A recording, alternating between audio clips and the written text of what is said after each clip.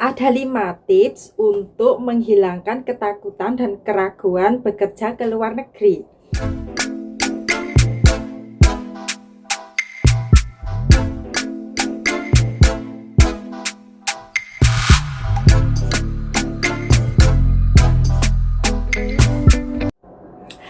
Hai semua, hai teman-teman, assalamualaikum. Jumpa lagi bersama aku, Retia Undari. Di videoku kali ini, aku mau mengasih tips buat kalian para pemula yang ingin bekerja di luar negeri. Tips untuk menghilangkan rasa ketakutan dan keraguan untuk bekerja di luar negeri. Ada 5 tips ya, yuk kita simak. Tips yang pertama yaitu kita harus mempersiapkan mental dulu untuk bekerja ke luar negeri. Kita harus tanya kepada diri kita sendiri, apakah mental kita udah siap untuk bekerja ke luar negeri?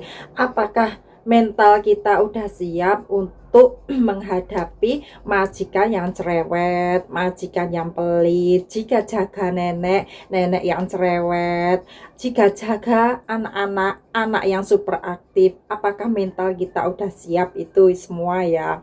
Jangan sedikit-dikit kalau kita belum menyiapkan mental, entar majikan udah marahin sedikit, dianggap majikan cerewet.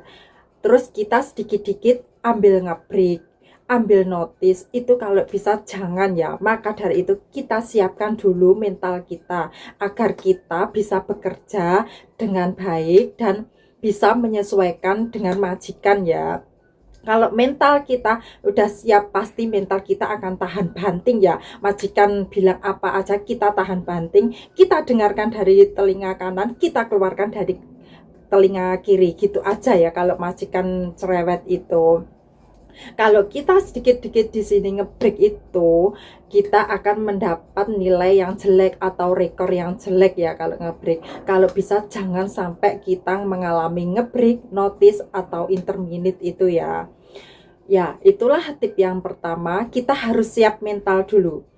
Tips yang kedua, kita harus hilangkan sifat-sifat negatif. Ini ya bagi pemula yang mau ke luar negeri, tips yang kedua ini juga penting banget ya. Karena udah banyak banget aku menerima komenan atau menerima DM-an tentang ini yang berpikiran negatif dulu sebelum bekerja ke luar negeri. Ini yang aku sering terima komenan ya, pertanyaan yang aku sering terima ya.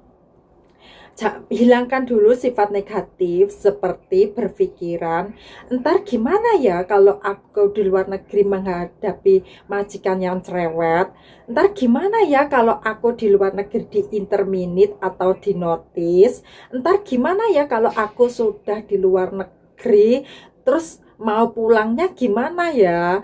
Terus kalau aku sampai di interminate, entar pulangnya aku dipulangin apa pulang sendiri gitu.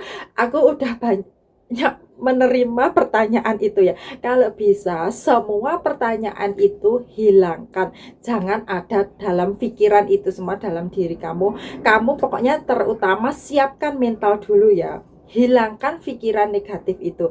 Kalau kamu udah sampai di luar negeri ya, udah nyampe bekerja di luar negeri, ntar kamu akan tahu sendiri. Ntar di sini juga ada yang bantu aja. Jika kita di interminate ataupun di notice, pasti agent juga akan membantu ya. Maka dari itu kita hilangkan dulu pikiran itu, kita siapkan dulu mental kita kalau mau bekerja ke luar negeri. Kalau kita memiliki pikiran yang negatif itu, pasti kita akan merasa takut untuk bekerja ke luar negeri. Kita akan takut dengan bayang-bayangan yang enggak-enggak.